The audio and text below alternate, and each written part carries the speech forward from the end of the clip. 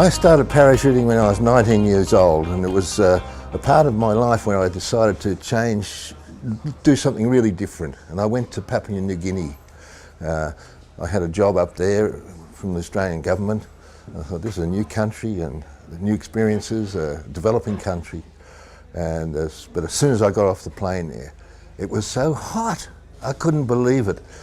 And I thought, I'm not playing rugby or hockey or the things I was doing when I was 19 in Canberra. So I wondered what I'd do. And then I met a fella at the office who had a wonderful butterfly collection. There's some wonderful butterflies in Papua New Guinea. Yeah, but he was a skydiver, and he said, come and try this. And I said, oh, normal reaction of everybody, why would you jump out of a perfectly good plane? Well, and it was a perfectly good plane. It was really good, which was nice. And so that's where I started parachuting. And I did one jump, a static line jump on an old 28-foot C9 parachute. It was exhilarating, so exciting. You know, when I left the plane and that instant before the parachute opened, I was falling and I thought, wow, I've never felt anything like this. And then suddenly the parachute opened and it was so quiet. I couldn't believe it after being in a noisy airplane. And I thought, wow, I'm just floating here and drifting with the wind. And it was something I couldn't let go of. I had to do it again. And I loved it so much, I actually never stopped. Well, that was 1968, so what's that, around about 47 years?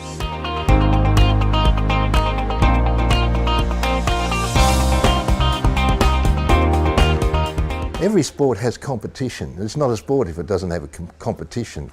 And we had two parachute clubs in Papua New Guinea, one in Port Moresby, one in Lae, and we'd meet every, couple of times a year and have a little competition, accuracy one. I think it was about 12 jumps, so I went in my first competition. But it was a lot of fun. I just remember that, and I don't think I got a prize. I mean, I didn't have much experience at that stage. I did have one experience where my ripcord jammed and I couldn't open the parachute, and it was the old one on the back and one on the front, so I pulled the ripcord of the one on the front and threw it out, and boom, then I landed in the grass, which was 10 foot tall and I'm only 6 foot, so that was an interesting time.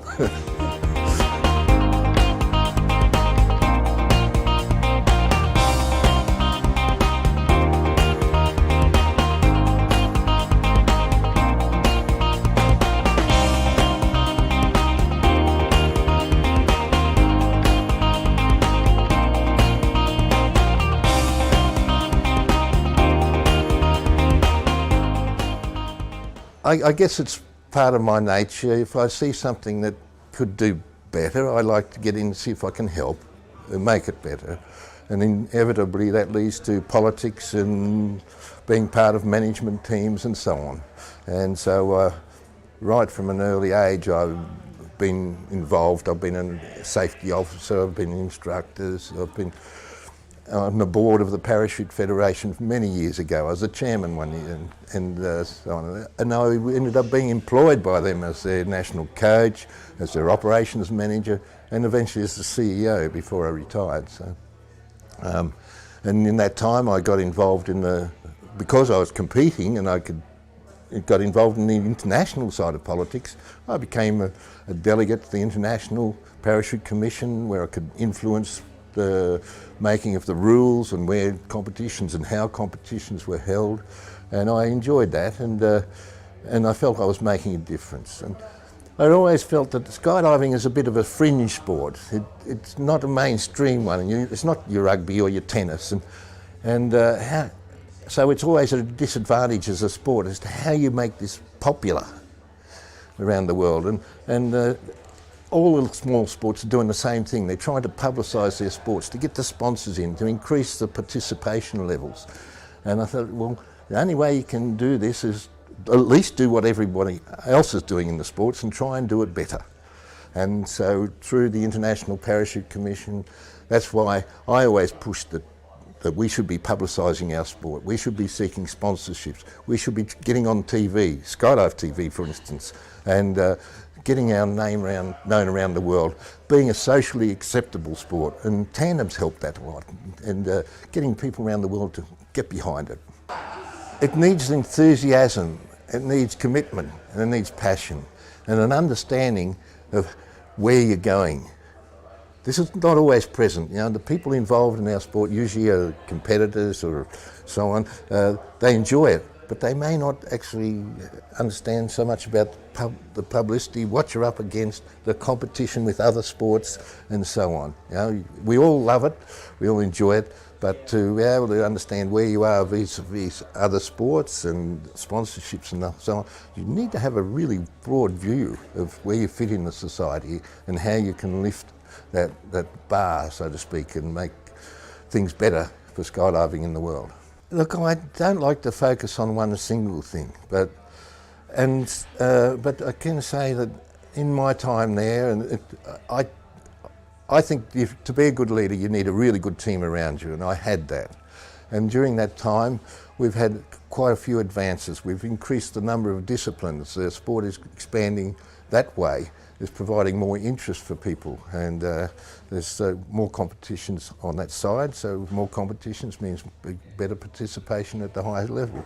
This causes some issues, of course, for the sponsoring countries because they've got to support more athletes. But I think that's one of the biggest things. I think there are other things, publicising the sport, trying to develop skydiving tours, and so taking a model, say, from tennis, where we have the Davis Cup, which is the international series, if you like, country versus country. Parachuting's got country versus country in its World Parachute Championships.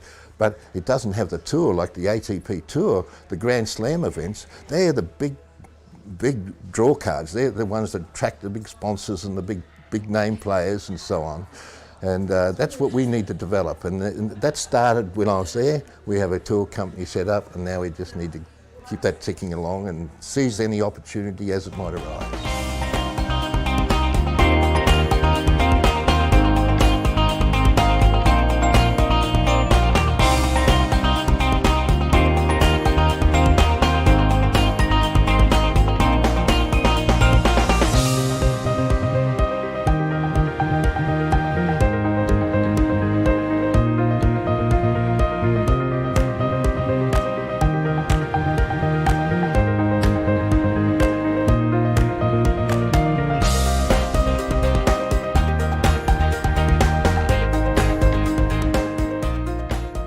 Because I was so keen, the family life came sort of after a while, you know, when I could fit it in.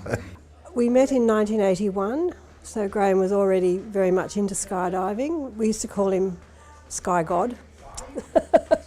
My wife worked with me in a business where a little boutique tandem operation business, and she did a jump out of a helicopter on a tandem. My daughters, they've both done jumps with me. One of them did a first license course, and my grandkids have all done tandem jumps with me. So, yeah, the family's all part of it. And in fact, my wife and my one daughter are life members of the Australian Parachute Federation. It's funny, really, because it was so much a part of Graeme's life that it was either accept that and embrace it, or not, you know, and we got on so well, and I thought, you don't really change something that's so important to someone. So it's changed my life in it, it's broadened it and introduced me to such a lot of people, travelling, going to international competitions, which I do enjoy.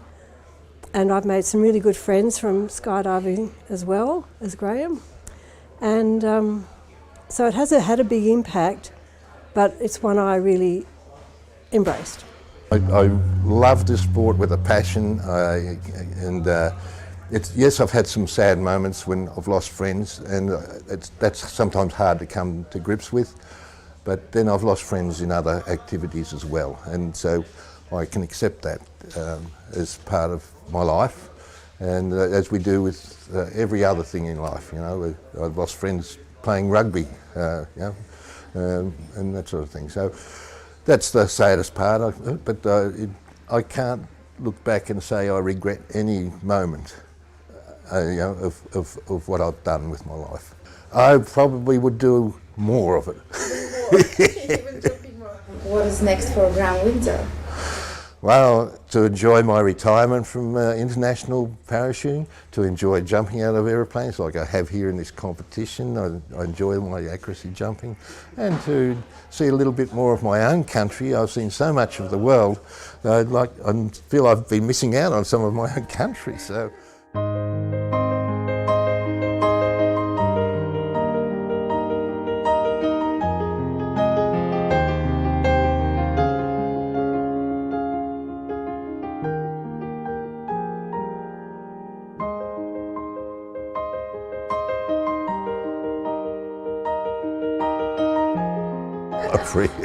Free as a bird, just how I feel when I jump out of the plane.